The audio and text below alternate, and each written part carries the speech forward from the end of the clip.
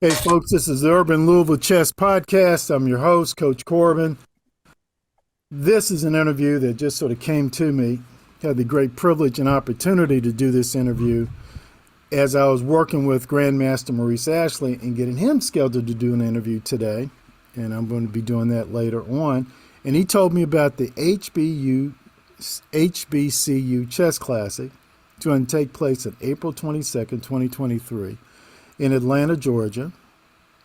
I was just absolutely thrilled and excited about it. Then, of course, I went to the website Dr. Shabazz has, the chess drum, and he talked about it. I said, "Man, this is fantastic." I just had to get some folks on, and I've had the great privilege to have my sister here, Shania Francis, with Spelman College, and brother Alan. I can't read my own handwriting. It's ridiculous. Conan? Oh, Conan? Okay. At Morehouse College. Now, folks, we're not going to talk about those two institutions because if you don't know those two institutions, you need to stop living under a rock. All right? Spelman College, Morehouse College. I mean, it's like Harvard and Yale. Come on, folks. So you know what people we're talking to today are some high quality folk. But my sister, I'm going to start with you. You're with name the organization with Black Odyssey Chess Society. Is that right? yes, correct. Okay. Tell us a little bit about that. We're a little slow here in Kentucky, so don't use the big words. Come on down. Talk. Okay. So the Black Odyssey Chess Society is a chess society Alan and I started here in August at the AUC to just promote like critical thinking and problem solving skills within the Black community. We noticed that there was like a lack of chess within our HBCU community.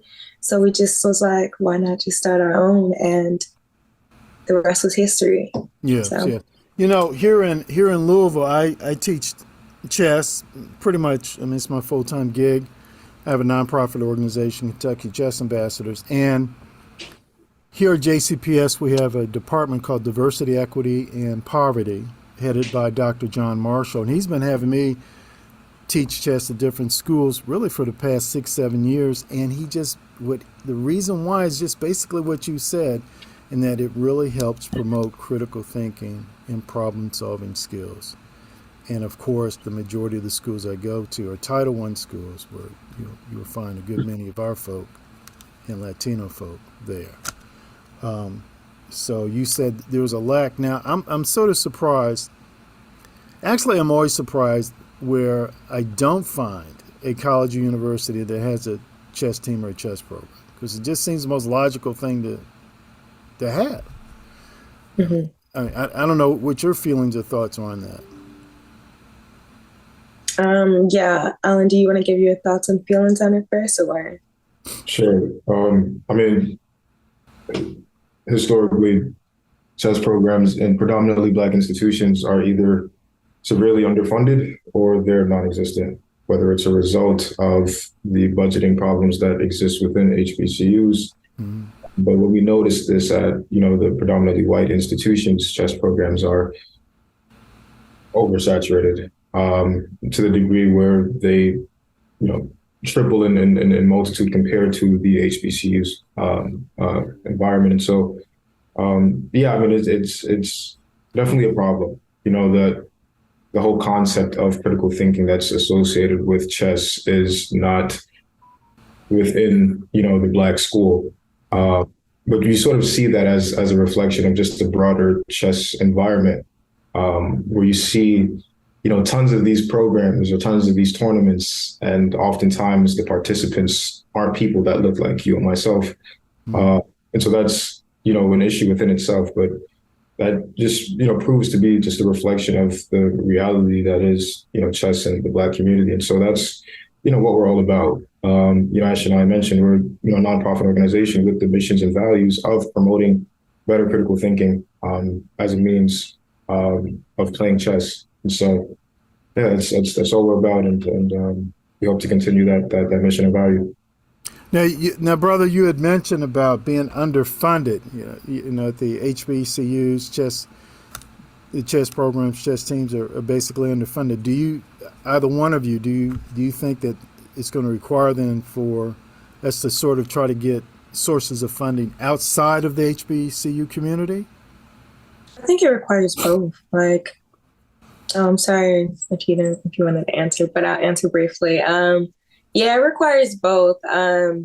Funding from our schools, I think sometimes we like over prioritize like sports and entertainment.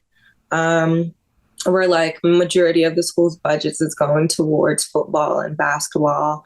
But then what about like the people who are actually trying to do something different and actually thinking stuff, and we don't really have as much programs. So I think the school would have to allocate at least some percentage of the school's budget to chess. Not only would it benefit the chess players, but as well as everybody else at the institution.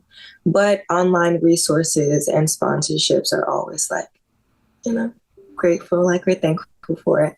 Mm-hmm. And like it's needed as well. Yeah, Alan, you can add on.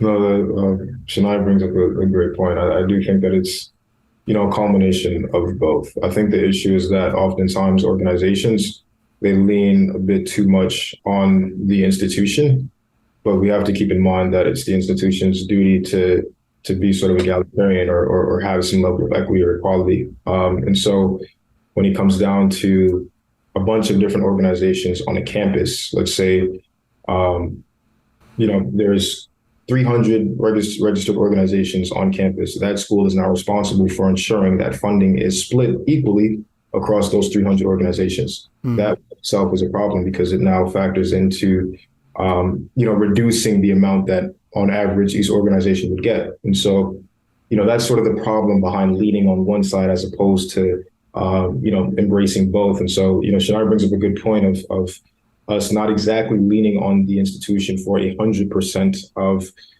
the resources needed for the organization, but also just not being afraid to reach out to a third party. I think oftentimes the mindset is that the third party doesn't exist, or the third party may not have may not share the vision, and as such, may not be incentivized to allocate any resources to that organization. But trust me, they do exist. They've existed for us, and they've existed for other organizations. So yeah, I couldn't agree with you more, brother. When my nonprofit, actually, I've been doing this since 2010 here in the city of Louisville. My nonprofit's only been up 2-3 years. And I was told, hey, there's probably more support out there for what you do. You just haven't knocked on enough doors or the correct door. And one day I was absolutely stunned where I was smack dab in the middle of the black community. That's West Louisville, here in Louisville, and working with, we had probably about 20, 25 black students there. And some white guy showed up. He was a great help. And then next thing I find out, this guy owns an asset management company that manages close to $1 billion in assets. And so he invited me out for lunch, free food. It's against my religion to turn down free food. I went to lunch. And he was talking to me about why he was so supportive of what I was doing and what he's able to do for me, what he's not able to do for me. And the big thing for him was, one, his experience at college. He took a college course, and they talked about how certain quote unquote games can help boost a person's academic skills, thinking skills. And he said chess was just an absolute natural for that. And then two, he had heard about me from one of his clients. And so I was absolutely stunned. And I never would have thought, the guy's based here in Louisville, I never would have thought to approach him. But, if I had, he just would have kicked open the doors and said, well, come on, sure, I'd love to sit down and talk with you about it. So I absolutely agree with you on that point right there, brother.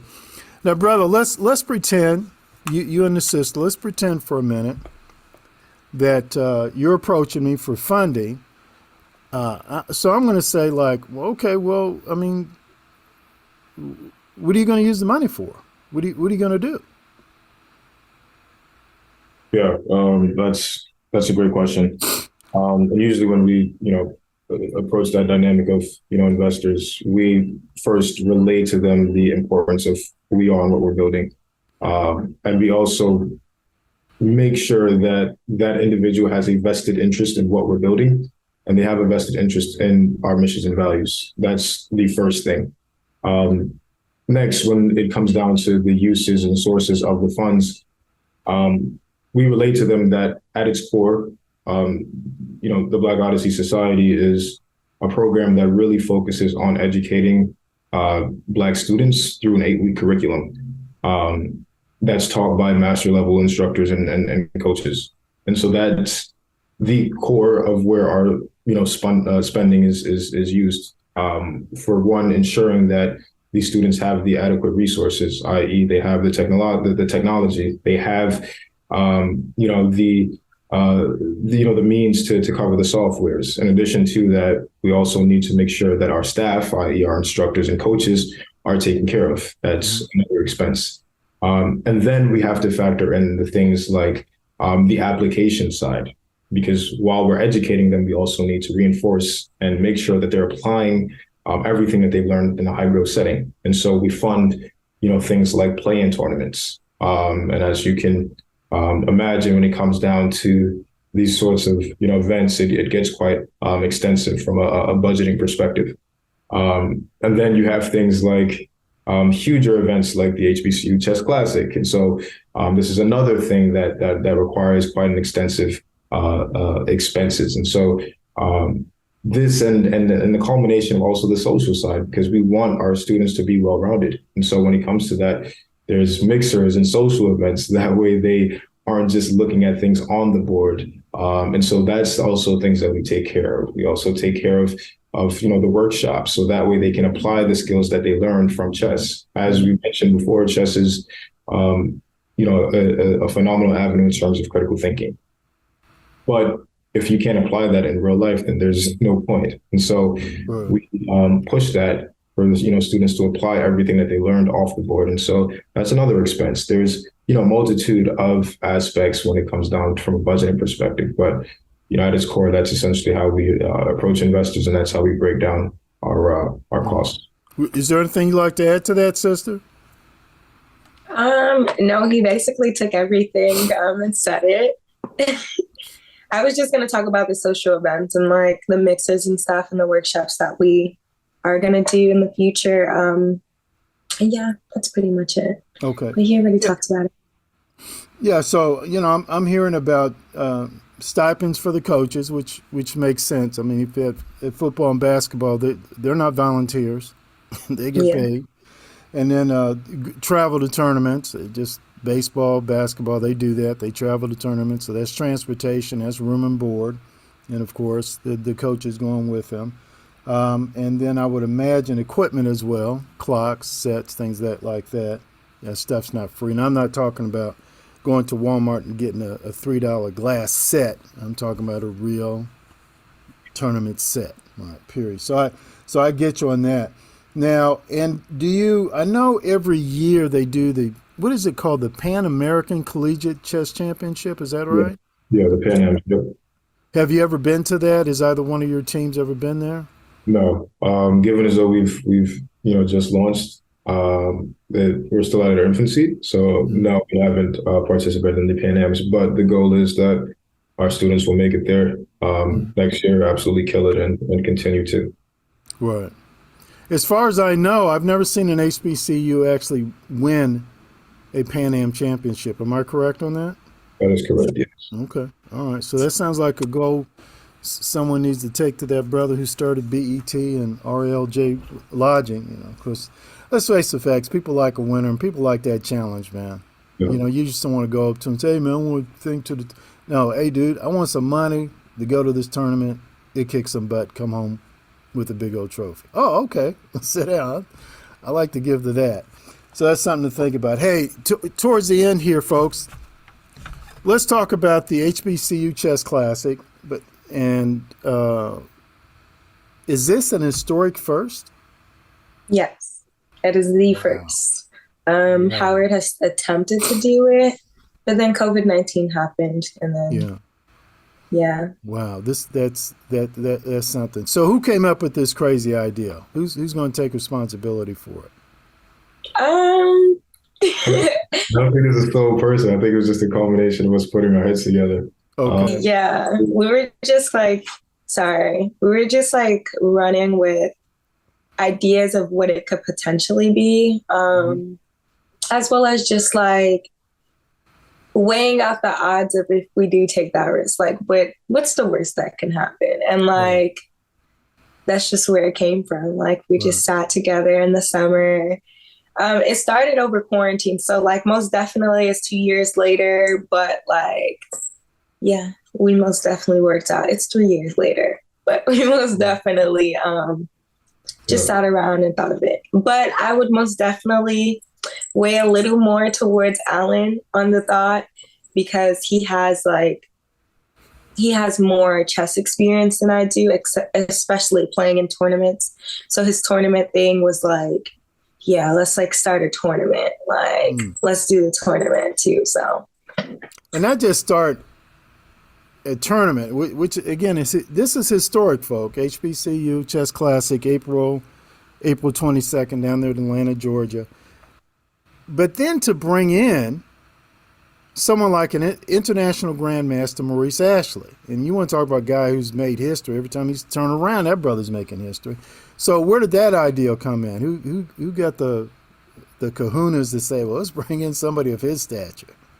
Yeah, I mean, the beauty of Shania and I being partners is that we complement each other quite a bit. And so she's the people person. I tend to be a bit more reserved and timid, but she's always on the ball with that. A really good pre-rules person, and so she, decided to reach out to Maurice about a year ago, approaching him with the idea of the Black Odyssey and what we're building, and he's been instrumental in terms of he's now our advisor for just the organization as a whole. So he's a close partner of us, and he's been instrumental in terms of one, the development of our program, but in addition to that, the classic as well.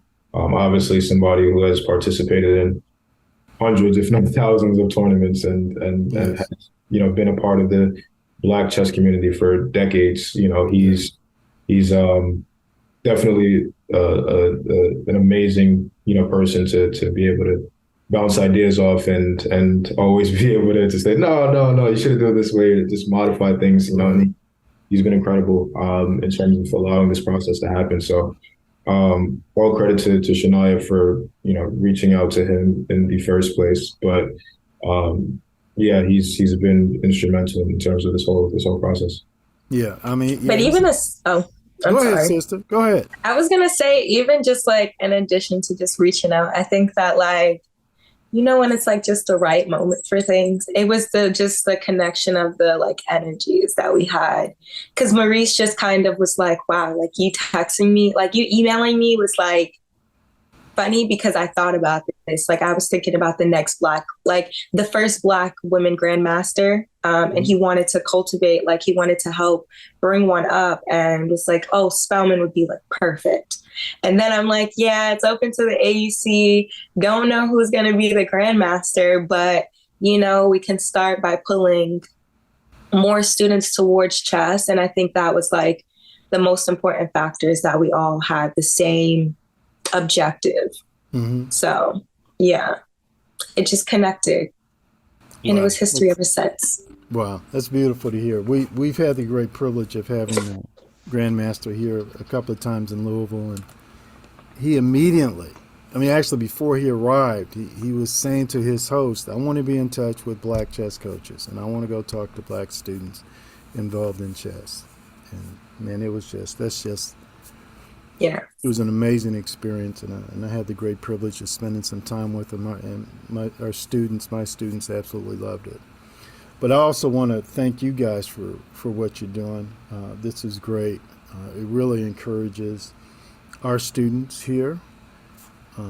You better believe we're going to be talking to them about this for the longest time, and then we might even be out there begging for some money to say, hey, we need to go to Morehouse and Spelman and check out the chess players, but also just check out the campus in general, even though we do have 2 HBCUs here in the Commonwealth of Kentucky. Well, Yeah, I do want to say, because TBO has we have a bigger goal of expanding to every HBC, so you necessarily don't have to come to Morehouse and Spelman to catch our players. But in the near future, we will establish chapters in Kentucky as well as other surrounding states, because there's 105 HBCUs. So the goal is to have it in all 105. Whoa, okay. Sister, you are a dreamer, ain't you? I hear you, girl. Very much so. I hear that. I hear that. And one last question here. Before we do that, though, let me say this is the Urban Louisville Chess Podcast. I'm your host, Coach Corbin. Please, guys, go to my Facebook page, Urban Louisville Chess Podcast. You can also put in my name, Corbin Sievers, at YouTube. Check out my YouTube channel. And then my website is kychessambassadors.com. And we're speaking to two great visionaries here. Brother, sister, if someone wants to send a few dollars to your organization, how can we do that? Yeah, so you can visit our website, which is tbosociety.com. tbosociety.com. You should be able to see a donation button immediately. It says donate. And if you are decide to be very, very generous, which we appreciate, you can make your donations out through our website. Okay, and that is TBO? Yes, TBO. T is in Tim, B is in Ball, O is in Oscar, society.com. Fantastic. And we go to that website, and there's a donation button there. Absolutely. Okay, all right, great. Hey, I want to thank you so much for doing this, spending time with me today. Hopefully we'll be able to do this again sometime. Absolutely. Yes, thank you so much. Thank you, ma'am. Bye-bye.